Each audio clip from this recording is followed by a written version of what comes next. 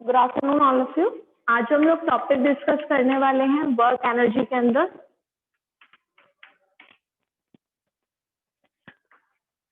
That is potential energy of a spring. ठीक है, spring के अंदर आपका कितना एनर्जी लगती है और पोटेंशियल एनर्जी होता है तो कितना ज्यादा होता है। ठीक है, तो टॉपिक जो हम डिस्कस करेंगे आज, potential energy of spring.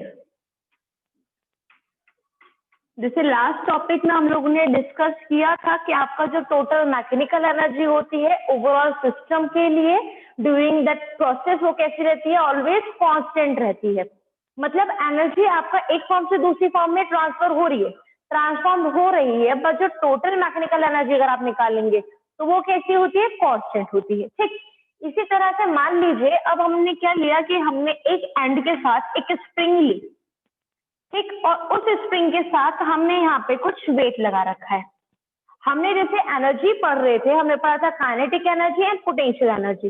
Kinetic energy कोई भी बॉडी तब पोजेस करती है जब उसके अंदर मोशन होता है, जब उसके अंदर वेलोसिटी की टर्म आ जाती है। ठीक, और पोटेंशियल एनर्जी होती है अगर उसका from the ground surface height में चेंज आया है या फिर उसकी कॉन्फ़िगरेशन में चेंज आया है। मतलब कि जैसे अभी यहाँ पे हुआ कि आप स्प्रिंग के साथ आपने वेट अटैच किया है, आप इस स्प्रिंग को क्या कर दोगे, एक्सपेंड कर दो, या फिर उसको क्या कर दो, उसके अंदर कंट्रैक्शन कर दो, उसको कंप्रेस कर दो, तो वहां पे आपका एक एनर्जी क्रिएट होगी, एक एनर्जी लगेगी। और वो किस तरह की एनर्जी होगी, आपका पोटेंशियल एनर्जी लगती है इसके अंदर, क्योंकि यहाँ पे आप इसकी कॉन्फ़िगरेशन को चेंज कर रहे हो। ठीक है, जो स्प्रिंग है उसका साइज आपका चेंज हो रहा है, तो अगर आपका साइज, आपका पोजीशन, इनमें चेंज आता है तो बॉडी किस तरह की एनर्जी पोजेस करता है, पोटेंशियल एनर्जी पोजेस करता है।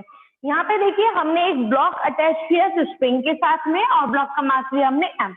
ठीक है, अभी ये यहाँ पे रेस्ट में रखा है तो हम बोलेंगे ये इसकी कौन सी पोजीशन है, इक्विलिब्रियम की पोजीशन है, जहां पर इसके अंदर जो डिस्प्लेसमेंट है वो भी जीरो है और इस स्प्रिंग की जो फोर्स लग रही है जिसको हमने एफ बोला, दैट इज स्प्रिंग फोर्स, वो भी कितनी है हमारी, जीरो, क्योंकि अभी ये इक्विलिब्रियम पोजीशन में है। ठीक है, बिल्कुल रेस्ट में रखा है। ये कंडीशन है जब बॉडी के अंदर कोई फोर्स नहीं लग रही है, कोई इसके अंदर डिस्प्लेसमेंट नहीं हो रहा है। अभी दूसरे, ये थी आपकी इक्विलिब्रियम कंडीशन। अभी हमने क्या किया कि इस स्प्रिंग का जो वेट था उसको पकड़ के हमने आगे की तरफ खींच दिया, उसको स्ट्रेच कर दिया हमने आगे की तरफ। ठीक है, तो आपका वेट अब यहाँ पे हो गया। इनिशियल पोजीशन देखिए यहाँ पे थी, इतना ये डिस्प्लेस हो गया। हमने बोला कितना डिस्प्लेसमेंट हुआ, यहाँ पे एक्स डिस्प्लेसमेंट हुआ, बट इस स्प्रिंग के ऊपर जो फोर्स लग रही होगी वो क्या किस डायरेक्शन में लग रही होगी। देखिए, एक सब्सटेंस होते हैं आपके इलास्टिक, ठीक है, और कुछ होते हैं इलास्टिक और कुछ होते हैं इन इलास्टिक, नॉन इलास्टिक। मान लीजिए आपने एक रबर बैंड को स्ट्रेच किया, ठीक है, और जब आप उसको छोड़ते हैं तो क्या देखते हैं कि वो इनिशियली जहां पर थी वो उसी पोजीशन पे आना चाहती है, वो अपने आप को उसी स्टेट में लेके आना चाहती है, अपने आप को हर एक बॉडी इक्विलिब्रियम की कंडीशन में रखना चाहती है। ये इक्विलिब्रियम की सिचुएशन थी। अभी हमने क्या किया, बॉडी को स्ट्रेच कर दिया, इस वेट को खींचा और छोड़ा। जब आप छोड़ोगे तो आप देखोगे इसके अंदर एक एनर्जी होगी जिसकी वजह से ये पीछे की तरफ जाएगी, पहले कंप्रेस होगी, ठीक है, और जब तक इसके अंदर एनर्जी रहेगी ये वो मूवमेंट करती रहेगी। अगर आप एक स्प्रिंग को खींच के छोड़ देते हो, आप देखते हो उसके अंदर ये वाला मूवमेंट चलता रहता है, वो एक्सपेंड होगी, कंप्रेस होगी, एक्सपेंड होगी, कंप्रेस होगी। कब तक, वो इस तरह से कब तक ऐसे ऑसिलेट करती रहेगी, वाइब्रेट करती रहेगी, जब तक उसके अंदर एनर्जी रहेगी। ठीक है, उसके बाद एट लास्ट वो कहाँ पे आ जाएगी, इक्विलिब्रियम की स्टेट में आएगी। तो यहाँ पे हमारे पास स्प्रिंग की अगर बात करें तो तीन स्टेजेस आ जाती हैं। फर्स्ट, जब वो इक्विलिब्रियम पे है। सेकेंड, जब वो एक्सपेंड हो गई है, ठीक है, उसके ऊपर फोर्स लगेगी, स्प्रिंग फोर्स। और थर्ड, जब वो कंप्रेस है तब भी उसके ऊपर आपका क्या होगा, डिस्प्लेसमेंट भी होगा और स्प्रिंग फोर्स भी लगेगी। बट अब हमें देखना क्या है, इन तीनों केसेस में आपका इक्विलिब्रियम ने आपका यहाँ पे क्या कर दिया, हमने उसको एक्सटेंड कर दिया है इस कंडीशन में, या फिर जिसमें हमने उसको क्या कर दिया, वो कंप्रेस हो गई है। ठीक है, ये कंडीशन कौन सी है, कंप्रेस वाली कंडीशन है। तो तीनों ही कंडीशन में डिस्प्लेसमेंट और स्प्रिंग फोर्स की डायरेक्शन क्या होगी। जब ये हमने इसको एक्सपेंड किया, ठीक है, एक्सपेंड करने के बाद जो ये स्प्रिंग है वो उसके ऊपर फोर्स लगाएगी इस डायरेक्शन में आने के लिए, तो यहाँ पे जो स्प्रिंग फोर्स की डायरेक्शन हो जाएगी वो हो जाएगी, ये डिस्प्लेसमेंट हो रहा है इस डायरेक्शन में, तो यहाँ पे आप देख रहे हो स्प्रिंग फोर्स और डिस्प्लेसमेंट दोनों की डायरेक्शन कैसे होगी, एक दूसरे के ऑपोजिट। सिमिलरली अगर हमने ऑब्जेक्ट को कंप्रेस कर दिया, ठीक है, तो वो वापस इक्विलिब्रियम में आना चाह रहा है, इक्विलिब्रियम की स्टेट अब यहाँ पर है, तो वो यहाँ पर आने के लिए फोर्स लगाएगा। डिस्प्लेसमेंट इस डायरेक्शन में हुआ इसमें एक्स, और फोर्स कहाँ पे लग रही है, इस डायरेक्शन में।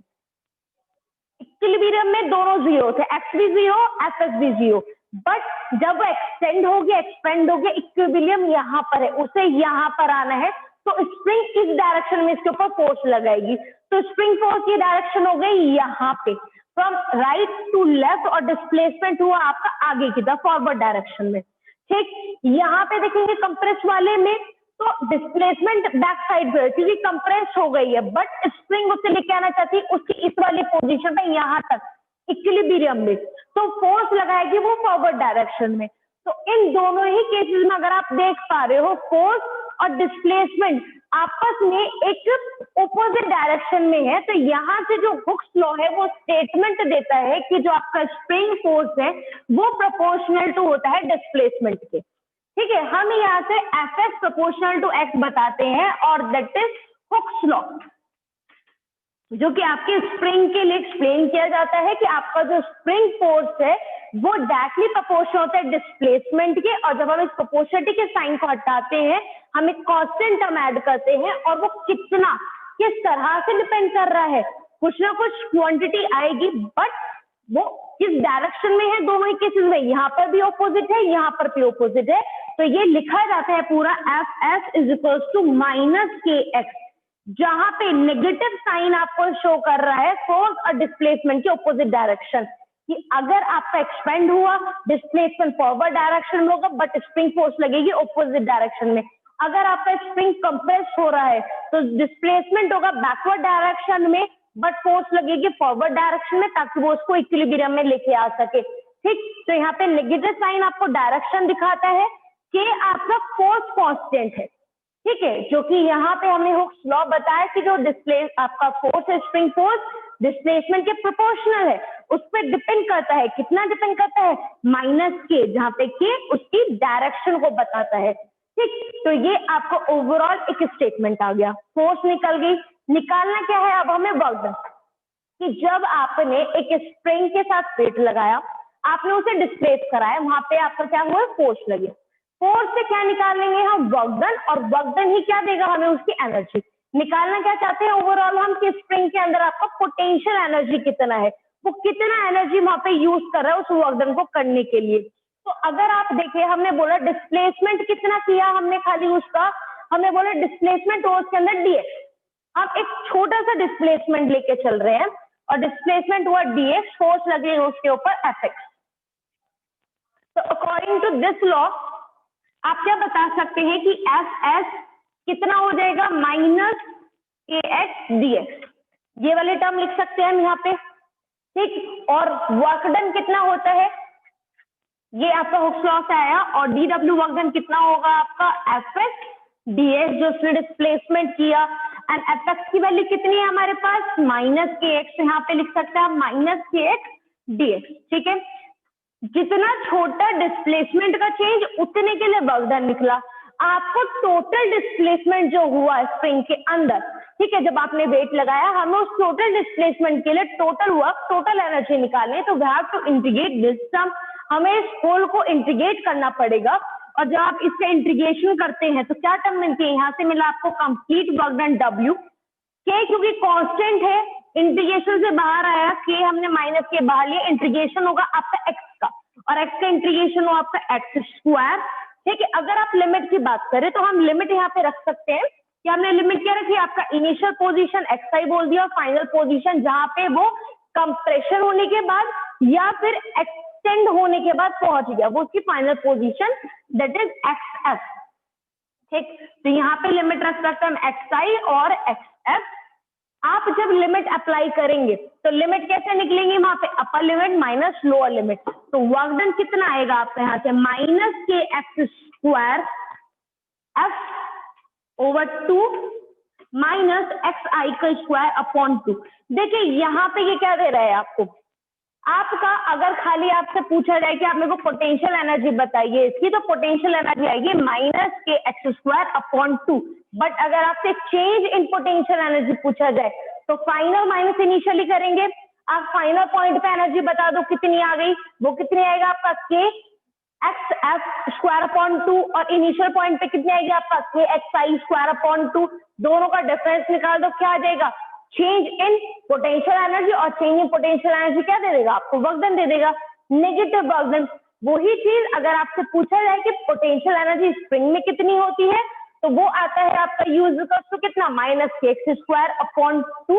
माइनस साइन यहाँ पे सिर्फ और सिर्फ आपको डिफरेंशिएट कर रहा है उसकी डायरेक्शन, क्योंकि फोर्स, स्प्रिंग फोर्स और डिस्प्लेसमेंट यहाँ पे ऑपोजिट डायरेक्शन में लगते हैं।